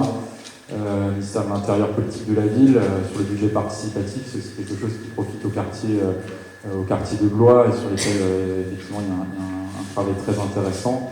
Qui est-ce que j'oublie? Le petit Gibus. Moi, j'ai adoré les brochures qui ont circulé. Je pense que c'est quelque chose vraiment à développer, à valoriser. Et surtout, j'ai beaucoup aimé la double page sur la région Centre-Val de Loire, qui vont plus permettre d'entrer pour les plus jeunes sur notre territoire. Et puis, Intramuros, Madame la Présidente l'a dit, c'est une action forte de l'association des maires qui a été soutenue par l'État au titre du plan de relance, une centaine de milliers d'euros investis, justement pour permettre la gratuité et l'accès de tous les élus à cette application. Et aussi, nous, un intérêt de pouvoir participer directement en communiquant des informations. Je cherchais du regard le chef de la communication, mais effectivement, la préfecture pourra aussi investir massivement en termes de contenu sur l'application. Et puis les gendarmes qui sont déjà très intéressés et qui contribuent déjà depuis longtemps en partenariat avec le prestataire. Donc voilà, de très belles actions que je tenais aussi à souligner. Patrice Martin-Lalande, de ces initiatives, que retenez-vous éventuellement? Y a-t-il des initiatives dont vous auriez souhaité la présence et que vous avez en tête et dont vous avez envie de faire une éventuelle promotion ou information? Je crois qu'il va falloir d'abord commencer par donner toute leur chance aux initiatives qui ont été développées ici, c'est-à-dire faire une information la plus large possible. On y réfléchira ensemble si vous voulez bien, mais je pense qu'il faudra faire un répertoire de vos initiatives, ouvert à d'autres initiatives qui se manifesteraient ultérieurement, avec les coordonnées, le lien avec votre site si vous en avez un, de façon à ce que sur un certain nombre de sites qui voudront bien accueillir ce répertoire, je suis persuadé qu'il y en a déjà un certain nombre autour de cette table, il y a mutualisation de l'information, il y a partage, croisement, diffusion dans tous les horizons.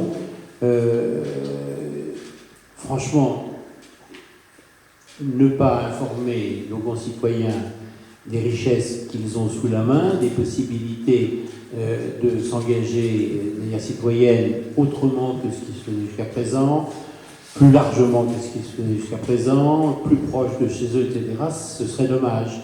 Et donc, le but de ce forum, c'était de montrer que c'est possible de le faire, et ce que j'ai entendu jusqu'à présent me conforte dans l'idée qu'il faut qu'on aille plus loin. Il faut vraiment qu'on partage cette information avec le grand public pour que vos initiatives essaiment sur tout le département, peut-être même au-delà, et puis que le grand nombre de Loir-et-Chériens puissent s'y engager. Donc oui, je pense que pour l'année prochaine, par exemple, il faudra parce qu'on en est déjà l'année prochaine, pardon, qu'on mette le paquet sur tout ce qui est éducation à l'esprit critique, parce que je pense que le débat dont on a parlé tout à l'heure, c'est très important, mais l'esprit critique, c'est très important aussi, avec toute l'éducation aux fake news, on en avait parlé avec Gilles Caslegrand pour Canopé, et d'autres choses comme cela. On a quand même véritablement avec le numérique quelques défis supplémentaires, des choses positives pour la démocratie, mais quelques défis à relever, y compris si on veut que la démocratie soit fondée sur un niveau d'information de qualité, un niveau de débat de qualité, enfin voilà, il y a beaucoup de choses. Là-dessus, l'année prochaine, je crois qu'il faudra qu'on mette le paquet, en plus de la poursuite et de l'élargissement de ce que nous avons entendu cet après-midi. Merci. Est-ce que quelqu'un, sur ces 5 ou 10 initiatives, Patrice Martin-Lalande, pardonnez-moi, M. Zazadek, allons-y. Oui, juste pour dire que par rapport à tout ce qui a été dit là récemment là, sur le participatif, juste dire que dans les collèges, là je me tourne, on en avait déjà discuté ensemble chez vos petits, et puis il faut savoir que les élèves, quand on parle architecture, ils ont tendance à investir d'autant plus et mieux les locaux qu'ils ont été travailler avec eux, notamment dans les espaces de vie. J'en veux pour exemple là, le travail qu'on a mené avec M. Depère sur la deuxième cour de récréation, qui est un vrai exemple de collaboration. Je sais aussi que dans les établissements scolaires, au moins ceux où j'ai eu la chance de travailler, on a mis en place au budget une ligne budgétaire pour le conseil de la vie collégienne, de façon à ce qu'ils s'impliquent sur des choix à faire en termes financiers pour eux-mêmes. Donc je me posais la question, après je lance une bouteille à la mer. De la même manière qu'il y a un pourcentage, disait Mme l'héritier, de la logistique pour le faire, il faut savoir que quand on met une exposition des élèves au milieu du hall, même si ça prend plus de la moitié du hall, il n'y a aucune dégradation qui est faite parce que ce sont effectivement eux qui ont fait, ou eux qui ont réalisé, eux qui ont choisi. Et comme ils ont été associés, ça marche d'autant mieux. Donc je jette une bouteille à la mer si c'est possible. En tout cas, voilà. Ça aura peut-être un meilleur sort qu'une bouteille à la mer. Le micro, pardonnez-moi, je le repousse. Emmenons-le chez Madame Corré. Bonjour Madame l'adjointe au maire de La Motte-Beuvron. On parle avec vous de la façon d'accueillir des gens qui viennent d'avoir 18 ans dans la vie démocratique. Comment ça se passe en Sologne? Merci de me donner la parole. Bonjour à tous. Donc effectivement, je vais vous présenter un peu notre cérémonie citoyenne. Cette cérémonie citoyenne, elle a vu le jour en 2016, suite à un constat que chacun peut faire, effectivement, que les urnes sont plutôt désertées, et d'autant plus par la jeunesse.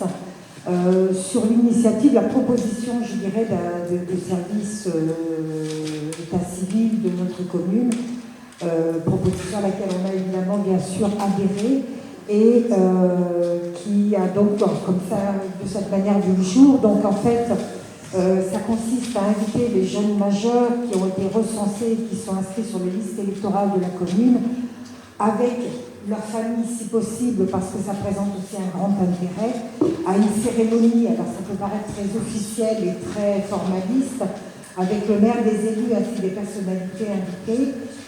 On a invité, par exemple, le procureur de la République, le préfet, sous-préfet, gendarmes, pompiers, et aussi les jeunes du CMJ, puisqu'on a des représentants du conseil municipal des jeunes à la Motte-Beuvron, afin de leur remettre leur carte d'électeur et de leur remettre à 18 ans. Eh bien, on se trouve devoir rendre des comptes, et mais aussi avoir des droits, bien évidemment. Et comment dire, donc effectivement, de cet intérêt de participer à la vie citoyenne. L'invitation, elle se fait par courrier pour ces jeunes à qui on demande de nous répondre. Alors, c'est toujours difficile. Depuis 2016, ça reste compliqué. On va inviter plus ou moins de jeunes en fonction des années de naissance. Mais malheureusement, je dirais malheureusement, bien qu'on puisse quand même déjà s'en satisfaire un peu, on a à peu près un retour de 35 à 40% de jeunes qui nous rejoignent lors de cette cérémonie. Le grand intérêt de la cérémonie, c'est que ça permet de rencontrer des élus.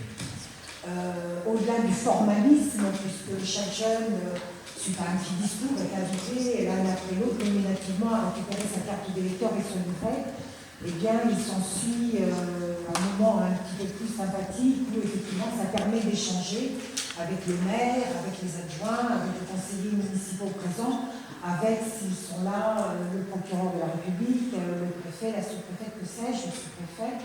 Et ça désacralise un petit peu cette image de l'élu. Ça le rend plus abordable. Et c'est vrai que ça a une importance parce que le retour que l'on en a, c'est d'abord une grande satisfaction des jeunes qui sont ravis d'avoir été accueillis de la sorte, qui vont venir plus volontiers en mairie chercher des informations, un document, faire une démarche qu'il ne leur a fait précédemment. Alors c'est vrai que ça va un peu à l'encontre de notre système de dématérialisation, mais ça reste aussi le contact humain qui est si important dans cette volonté de citoyenneté, justement. Et on veut l'entretenir. C'est aussi le but de la démarche. Et le bilan, je dirais, je vais être assez bref finalement, Patrice, bien que je sois quelqu'un de plus bavard. Le bilan, c'est que ces jeunes que l'on a rencontrés, qui nous sont venus, qui ont pu se déplacer, alors on fait ça bien sûr un samedi matin à 11h, parce qu'évidemment, à 18 ans, un ado, faut pas trop lui en demander non plus. Eh bien, on le retrouve aux urnes, c'est-à-dire qu'il est présent, il vient voter, ce qui n'était pas le cas nécessairement précédemment. Et alors, la nouveauté peut-être depuis quelques élections, c'est qu'en plus on le retrouve sur les tables de dépouillement. Ils sont présents, ils s'engagent, ils s'investissent, et ça les intéresse, ça leur plaît, ils comprennent mieux les mécanismes, et je crois que c'est notre grande victoire. La grande victoire, c'est effectivement de rencontrer, d'avoir ce contact humain, de désacraliser, de se rendre disponible, de rendre disponible cette mairie, ces élus, et de mettre un peu du sens derrière toute cette action du vote, derrière toutes ces responsabilités, derrière tous ces droits et tous ces devoirs, effectivement, qu'il y a ce nouveau citoyen. Parce qu'à 18 ans, ça arrive. Et on était dans l'innocence avant, et d'un seul coup, ces jeunes se retrouvent dans les responsabilités. Je voulais ajouter peut-être à cette présentation on essaye de vraiment faire le maximum. C'est vrai qu'on les rencontre à plusieurs reprises, puisque pour le recensement, on leur demande de se déplacer en mairie. On essaye de limiter cette dématérialisation. Généralement, on les a déjà rencontrés, puisqu'on leur remet un diplôme en CM2 pour le passage en 6e, donc on continue de garder ce lien. Donc c'est vrai d'avoir ce soutien des chefs d'établissement, de faire peut-être, de marquer davantage cette nécessité de se recenser. Puisque c'est comme ça aussi que nous, ensuite, on arrive à les contacter. Voilà, je pense que je ne vais pas être plus longue, je n'ai pas dû faire de minutes, c'est fantastique. Merci Elisabeth. Je vois tout à fait quelque chose d'intéressant dans ce que tu viens de dire, avec un appel du côté de l'éducation nationale ou des universités. C'est ce genre de croisement aussi qu'on cherchait dans notre forum, voir de quelle manière les initiatives prises non isolément, mais au contraire en réseau, avec le même objectif partagé, on pouvait les rendre plus efficaces en se rendant mutuellement quelques services. Et je pense que de ce côté-là, c'est vrai que c'est intéressant du côté des lycées et de l'enseignement supérieur de voir s'il n'y a pas un moyen de renforcer l'information et l'appel aux jeunes à venir à cette cérémonie quand elle existe. Je me permets, juste quand je parlais des chefs d'établissement, on peut aussi penser à tous les établissements de formation professionnelle, enfin tous ceux qui pourraient être concernés, tous ceux qui ont là sur leur main des jeunes qui potentiellement auront 18 ans prochainement. Douzième initiative, elle est portée par Christophe Boyer, sapeur de première classe, vice-président de l'Union du Loir-et-Cher des sapeurs-pompiers. Bonjour monsieur, avec vous une sensibilisation, recrutement de bénévoles, formation, etc. Et se prépare Anthony Marceau. Oui.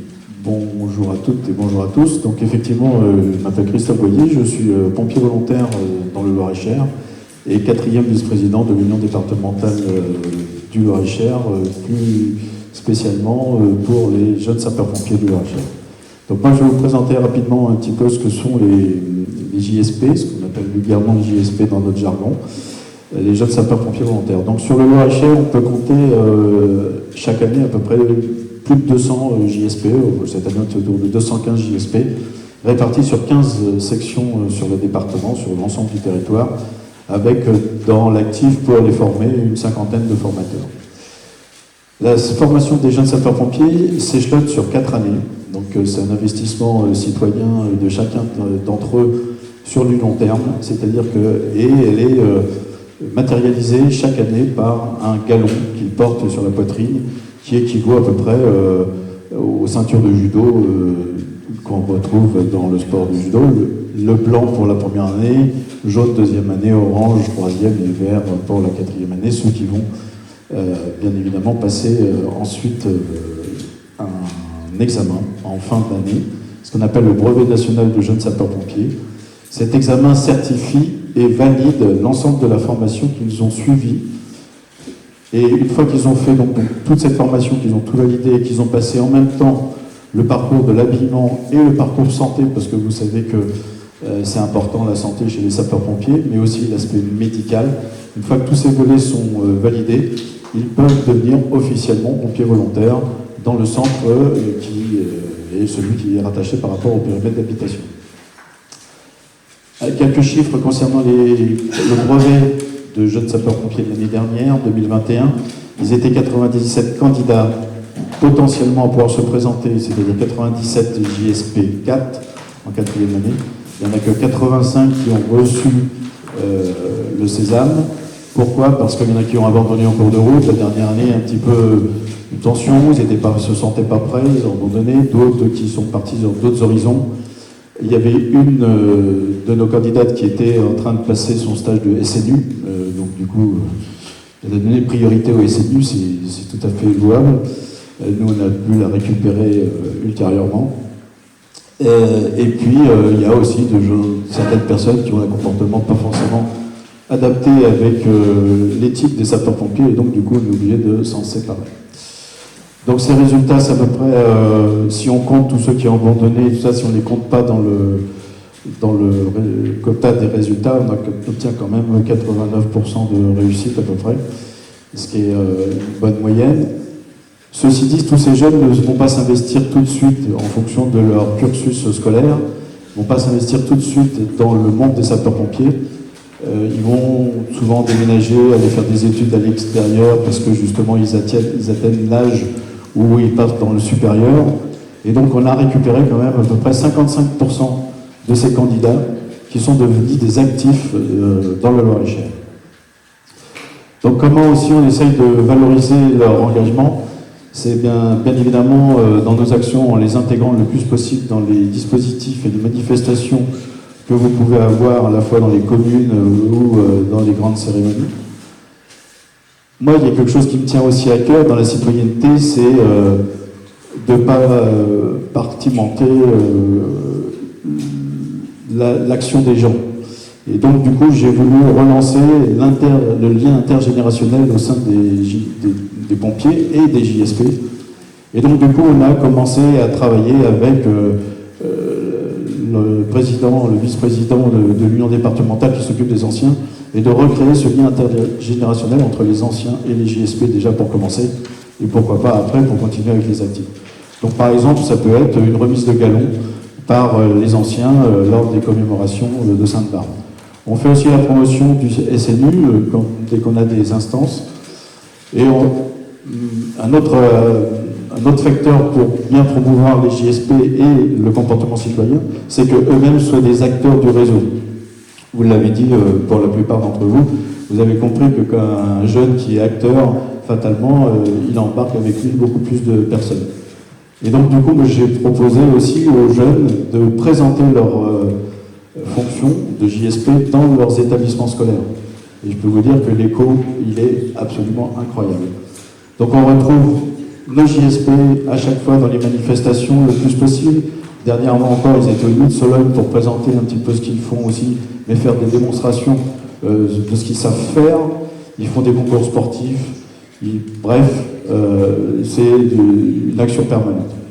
Alors, ça ne s'arrête pas là, on a encore des projets, on a toujours plein de choses à faire. Et pourquoi pas créer des sections de JSP dans les établissements scolaires. Vous en avez une à Montrichard qui fonctionne bien, il y en a dans d'autres départements.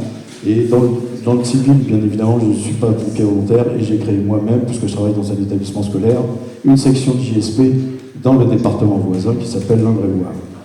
Voilà, bref, tout ça pour dire qu'il y a une réforme en 2022 aussi qui nous approche et qui va relancer la dynamique de la formation des jeunes sapeurs-pompiers et qui va rejoindre le problème que tout le monde connaît en ce moment avec le harcèlement, la ségrégation, etc. Et maintenant, nous avons inclus, grâce à la Fédération nationale, toutes ces notions dans la formation des jeunes sapeurs-pompiers. Et pour conclure, je dirais que donc je me rends disponible pour chaque chef d'établissement qui voudrait me recevoir avec des enfants qui seraient JSP dans le secteur où ils habitent et ou dans le secteur où ils sont scolarisés. Et je propose aussi aux petits Gibus, avant d'être pompier volontaire, d'être JSP. Merci. Merci beaucoup. Juste au passage, tandis que le micro va vers M. Marceau, Gibus, c'est quoi? C'est un prénom? Comment vous avez choisi ce nom, Thomas? C'est pas moi qui l'ai choisi. Ouais. En 87, j'étais jeune terminé. Ouais. Et c'est mon père qui a choisi ce nom en référence au petit Gibus de la guerre des De la guerre des boutons. D'accord. Qui porte des valeurs républicaines, avez-vous noté? Ah bon. Très bien, attention, c'est noté. Monsieur Marceau, pour nous exposer sur 4 minutes quelques points clés et quelques bénéfices apportés par le service civique. Oui, merci. Effectivement, je vais vous parler, évoquer un dispositif que beaucoup dans la salle connaissent, utilisent, mobilisent, le service civique. Ce qu'il faut savoir, c'est qu'aujourd'hui, sur le département du Loir-et-Cher, on est aux alentours de 350 jeunes volontaires en mission de service civique. Et effectivement, en entendant toutes les interventions de tout le monde depuis tout à l'heure, on se rend compte que finalement le service civique peut être un dispositif que tous vous pouvez mobiliser. On parlait de croisement, de convergence, de rassemblement. Voilà, le service civique finalement constitue une ressource pour tous, puisque ce sont des jeunes de 16 à 25 ans, 30 ans pour les personnes en situation de handicap, qui peuvent s'engager au service d'une mission d'intérêt général, que ce soit dans une association, une collectivité, au sein de l'éducation nationale, ou toute structure qui déposerait un agrément de service civique auprès de l'agence du service civique au niveau national. Une fois que l'agrément est déposé, toutes les inscriptions, elles redescendent automatiquement dans nos services, et puis on accompagne toutes les initiatives. Ces missions qui durent de 6 à 12 mois environ, en général aux alentours de 8 mois, permettent aux jeunes de s'investir dans des missions qui sont utiles à la société. Ça ne va pas remplacer un emploi, je le précise, mais ça permet aussi aux jeunes de valoriser à cet âge-là, comme vous l'évoquiez juste avant, tout juste majeur, où les jeunes peuvent se chercher, une certaine valorisation en matière d'apprentissage, de développement de compétences et de définition d'un parcours personnel, professionnel, puisque des jeunes qui sont en mission de service civique, par exemple dans le secteur du sport, continuent vers des diplômes sportifs, par exemple. Voilà. Et on ne va pas le cacher, il y a aussi une valorisation financière par une indemnité qui est versée par l'État et par la structure qui accueille ce jeune. Pour accueillir un jeune en mission de service civique, il y a plusieurs moyens.